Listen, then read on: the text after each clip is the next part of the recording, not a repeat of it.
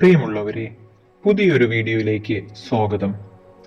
ഉപവാസം എന്നത് ഏറ്റവും ശക്തമായ ആത്മീയ തലത്തിലൊന്നാണ്. മിക്ക വിശ്വാസികളും കരുതുന്നത് ഉപവസിക്കുക എന്നത് ഭക്ഷണം ഒഴിവാക്കി കുറച്ചു സമയം പ്രാർത്ഥിക്കുക എന്നൊക്കെയാണ്. എന്നാൽ നിങ്ങളുടെ ഉപവാസത്തിന്റെ ആഴമാണ് നിങ്ങളെ ദൈവത്തിലേക്ക് അടുക്കാൻ സഹായിക്കുന്നത്. ഈ വീഡിയോയിലൂടെ ആരും നിങ്ങളോട് ഇതുവരെ പറഞ്ഞിട്ടില്ലാത്ത 7 തരത്തിലുള്ള ഉപവാസം ഞാൻ നിങ്ങൾക്ക് പറഞ്ഞു തരാം. ഈ വീഡിയോ സ്കിപ്പ് ചെയ്യാതെ പൂർണ്ണമായും കാണുവാനും ഇതിൽ നിങ്ങൾക്ക് കഴിയുന്ന ഉപവാസ രീതി നിങ്ങളുടെ ജീവിതത്തിലേക്ക് കൊണ്ടുവരുവാനും വേണ്ടി ശ്രമിക്കുമല്ലോ. ആദ്യത്തെ ഉപവാസ രീതി എന്നത് തുടക്കക്കാർക്കായുള്ള ഉപവാസം അഥവാ ഭാഗിക ഉപവാസം എന്നാണ് അറിയപ്പെടുന്നത്. മിക്ക വിശ്വാസികളും ആരംഭിക്കുന്നതും നിലനിൽക്കുന്നതും ഈ ഉപവാസ രീതിയിലാണ്. ഈ ഉപവാസത്തിൽ പകൽ സമയം എന്തെങ്കിലും ഭക്ഷണം കഴിക്കുകയും ചില ഭക്ഷണങ്ങൾ ഒഴിവാക്കുകയും ചെയ്യുന്നു. ഡാനിയൽ 10:3 ഇതിന് ഉത്തമ ഉദാഹരണമാണ്. ഡാനിയൽ പറഞ്ഞു, ഞാൻ രുചികരമായ അപ്പം കഴിച്ചില്ല, മാംസാഹാരങ്ങൾ കഴിച്ചില്ല. ഡാനിയൽ ഭക്ഷണം കഴിക്കുന്നത് പൂർണ്ണമായും ഒഴിവാക്കിയതുമില്ല. പക്ഷേ തന്റെ ഭക്ഷണത്തിൽ നിന്നും ആഡംബരവും ആഹ്ലാദവും ഒഴിവാക്കി, അതായത് തനിക്ക് പ്രിയപ്പെട്ട ഭക്ഷണങ്ങൾ ഒഴിവാക്കി താൻ ഉപവസിച്ച് പ്രാർത്ഥിച്ചു. ഞാൻ എന്നെ തന്നെ അഭിഷേകം ചെയ്തു. ഈ ഉപവാസ രീതിയിലൂടെ നിങ്ങളുടെ ജീവിതത്തിൽ അച്ചടക്കം വളർത്തിയെടുക്കുവാനും ആത്മീയ നിയന്ത്രണം കൂട്ടാനും നിങ്ങളെ സഹായിക്കുന്നു. മാത്രമല്ല, ദൈവത്തിന്റെ ശബ്ദം തിരിച്ചറിയാനും നിങ്ങൾക്ക് സാധിക്കുന്നു. കൂടാതെ രോഗികളായ അവസ്ഥയിൽ ജീവിക്കുന്നവർക്ക് ഭക്ഷണം ഒരിക്കലും പൂർണ്ണമായും ഒഴിവാക്കാതെ ഈ രീതിയിൽ ഉപവസിക്കാവുന്നതാണ്.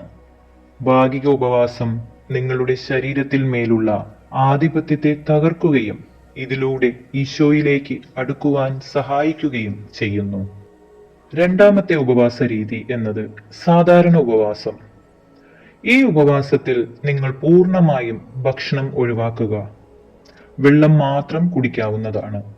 ഈ ഉപവാസം ഭക്ഷണത്തിൽ നിന്നും പൂർണ്ണമായും വിട്ടുനിന്നുകൊണ്ട് ദൈവത്തിൽ നിങ്ങളെ തന്നെ സമർപ്പിച്ച് പ്രാർത്ഥിക്കുക. ഇത് നിങ്ങളുടെ ജീവിതത്തിൽ പ്രധാനമായ മാറ്റങ്ങൾ കൊണ്ടുവരുന്നു. ജീവിതത്തിലെ പ്രധാന ആവശ്യമായ ഭക്ഷണം ഒഴിവാക്കി നിങ്ങൾ ആത്മമണ്ഡലത്തിൽ ദൈവത്തിന്റെ അനുഗ്രഹം നിറയ്ക്കുകയാണ്. ഒപ്പം പരിശുദ്ധാത്മാവിന്റെ പ്രകാശം നിങ്ങളിൽ നിറഞ്ഞ് തടസ്സങ്ങളിൽ നിങ്ങളിൽ നിന്ന് മാറി നിൽക്കുകയും രോഗാവസ്ഥയ്ക്ക് വിടുതൽ സംഭവിക്കുകയും പൈശാചിക പ്രവർത്തനങ്ങൾ നീങ്ങിപ്പോകുകയും ചെയ്യുന്നു. മൂന്നാമത്തെ ഉപവാസ രീതി എന്നത് സമ്പൂർണ്ണ ഉപവാസം അല്ലെങ്കിൽ അമാനുഷിക ഉപവാസം എന്ന് വിളിക്കാം. 3 ദിവസം ഭക്ഷണമോ വെള്ളമോ കൂടാതെ ഉപവസിക്കുന്ന രീതിയാണിത്. ഇത് അത്രയും അപകടകരമായ ഒരു ഉപവാസ രീതിയാണ്. അങ്ങനെയുള്ള അവസ്ഥയിൽ മാത്രം ആരോഗ്യനിലയിൽ സമ്പൂർണതയുള്ളവർ മാത്രം ചെയ്തു പോരുന്ന ഒരു ഉപവാസം. മോശ 40 പകലും 40 രാത്രിയും പർവ്വതത്തിൽ 2 തവണ ഉപവസിച്ചു. ഞാൻ അപ്പം തിന്നില്ല, വെള്ളം കുടിച്ചില്ല. എന്നാൽ മോശ ദൈവത്തിന്റെ നേരിട്ടുള്ള സാന്നിധ്യത്തിൽ ആയിരുന്നു. സാധാരണ വിശ്വാസികൾക്ക് ദീർഘനേരമുള്ള ഈ ഉപവാസത്തിന്റെ ബലം അത്യുന്നതമായിരിക്കും. ഈ ഒരു ഉപവാസ രീതി ആരോഗ്യപരമായി കഴിയുന്നവർ മാത്രം ചെയ്യേണ്ട ഒന്നാണ്. നാലാമത്തെ ഉപവാസ രീതി എന്നത് സമർപ്പണ ഉപവാസം. ഈ ഉപവാസം 7 ദിവസം, 14 ദിവസം, 21 ദിവസങ്ങൾ അല്ലെങ്കിൽ 40 ദിവസം വരെ ഉപവസിച്ച് പ്രാർത്ഥിക്കുന്നതാണ്. ഈ തലത്തിൽ ശാരീരികമായും ആത്മീയമായും തയ്യാറെടുപ്പ് ഒത്തിരി ആവശ്യമാണ്. മത്തായിയുടെ സുവിശേഷത്തിൽ 4:2 രേഖപ്പെടുത്തിയിരിക്കുന്നത്, യേശു മരുഭൂമിയിൽ 40 പകലും 40 രാത്രിയും ഉപവസിച്ചു പ്രാർത്ഥിച്ചു. ബൈബിളിൽ പറയുന്നു, അത്രയും ദിവസങ്ങൾ ഉപവസിച്ചിട്ടും വിശപ്പ് തോന്നിയിട്ടില്ല എന്ന്. ഭക്ഷണം ഉപേക്ഷിക്കുന്നതിലൂടെ നിങ്ങളുടെ ആത്മാവ് ദൈവത്തിന്റെ ശബ്ദത്തെ കൂടുതൽ തിരിച്ചറിയാനും വെളിപ്പെടുത്തൽ ദർശനങ്ങൾ നിങ്ങൾക്ക് ലഭിക്കുവാനും സാധിക്കുന്നു. വർഷങ്ങളോളം പതിവായി പ്രാർത്ഥിക്കുന്നതിലൂടെ നിങ്ങൾക്ക് നേടാൻ കഴിയാത്ത അനുഗ്രഹങ്ങൾ ഈ ഉപവാസ പ്രാർത്ഥനയിലൂടെ നിങ്ങൾക്ക് ജീവിതത്തിൽ നേടിയെടുക്കാൻ സഹായിക്കുന്നു. 5-ാം തലത്തിലുള്ള ഉപവാസ രീതി എന്നത് ഒരു കൂട്ടം വിശ്വാസികൾ ഒരുമിച്ച് ചെയ്യുന്ന ഉപവാസം. അതായത് ഒരു സഭയിലെ വിശ്വാസികൾ എല്ലാവരും ഒരുമിച്ച് ചേർന്ന്, അല്ലെങ്കിൽ ഒരു സൊസൈറ്റിയിലെ വിശ്വാസികൾ എല്ലാവരും കൂട്ടത്തോടുകൂടി ചെയ്യുന്ന ഉപവാസ രീതി. ഈ ഒരു ഉപവാസത്തിന് ശക്തിയും അനുഗ്രഹവും ഒത്തിരിയേറെയാണ്. ഒരു സമൂഹം മുഴുവൻ ഒരുമിച്ച് ഉപവസിക്കുമ്പോൾ ഒരു ദൈവവലയം സൃഷ്ടിക്കപ്പെടുന്നു. ഇത് വരൾച്ച, നാശങ്ങൾ, പകർച്ചവ്യാധി മുതലായ സാമൂഹിക ദോഷങ്ങളിൽ നിന്നും വിടുതൽ നൽകാൻ സഹായിക്കുന്നു. ഉപവസിച്ചു പ്രാർത്ഥിക്കുന്ന ഓരോ ജനത്തിന്റെയും മേൽ സ്വർഗത്തിൽ നിന്ന് ഒരു ആവരണം രൂപപ്പെടുന്നു. അതുകൊണ്ടാണ് പല പള്ളികളും വാർഷിക ഉപവാസം നടത്തി പോരുന്നത്. അടുത്തത് 6-ാം തലത്തിലുള്ള ഉപവാസ രീതി. അത് ജീവിതശൈലി ഉപവാസം അല്ലെങ്കിൽ പതിവ് ഉപവാസം. ജീവിതത്തിൽ ഉപവസിക്കുക എന്നത് ഒരു ശീലമാക്കി കൊണ്ടുവരിക. ആവശ്യങ്ങൾ വരുമ്പോൾ ദൈവത്തിനെ ഓർക്കുകയും ഉപവസിക്കുകയും ചെയ്യാതെ ഉപവാസം എന്ന ശീലം ജീവിതത്തിൽ എല്ലായ്പ്പോഴും നിലനിർത്താൻ വേണ്ടി ശ്രമിക്കുക.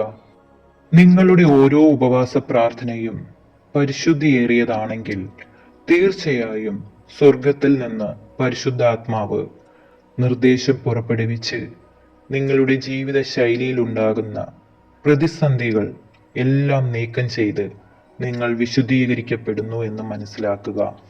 7-ാം തലത്തിലുള്ള ഉപവാസ രീതി, അതിലേറെ ഏറ്റവും പ്രാധാന്യമുള്ള ഉപവാസ രീതിയാണ് സ്ത്രീകളുടെ ഉപവാസം. ഒരു കുടുംബത്തിലെ അമ്മയോ ഒരു പെൺകുട്ടിയോ സ്ത്രീയായ ആരുമായിക്കോട്ടെ, അവർ ഉപവസിച്ച് പ്രാർത്ഥിക്കുമ്പോൾ അതിന് ബലം ഏറെ മഹത്വമേറിയതാണ്. ലൂക്കോസ് സുവിശേഷത്തിൽ പറയുന്നു, അന്ന ഉപവസിച്ചു, അവൾ ദേവാലയത്തിൽ നിന്ന് പോയതേയില്ല. അന്നയുടെ ഉപവാസം ദൈവത്തിൽ നിന്നും ഒന്നും ലഭിക്കുന്നതിന് വേണ്ടി ആയിരുന്നില്ല, മറിച്ച് ദൈവത്തോടൊപ്പമായിരിക്കാൻ വേണ്ടിയാണ് അവൾ ഉപവസിച്ച് പ്രാർത്ഥിച്ചത്. ഈ അടുപ്പമുള്ളതുകൊണ്ട് തന്നെ മിശിഹായെ തിരിച്ചറിയാൻ അവൾക്ക് സാധിച്ചു. ഉപവാസത്തിന്റെ ശക്തിയിലൂടെ മാലാഖമാരുടെ കൂടിക്കാഴ്ചകളും ഈശോ മിശിഹായുടെ സാമീപ്യവും നിങ്ങൾക്ക് തിരിച്ചറിയാൻ സാധിക്കുന്നു. കൂടുതൽ ദൈവകൃപ ലഭിക്കാൻ കൂടുതൽ സമർപ്പണം ആവശ്യമാണ്.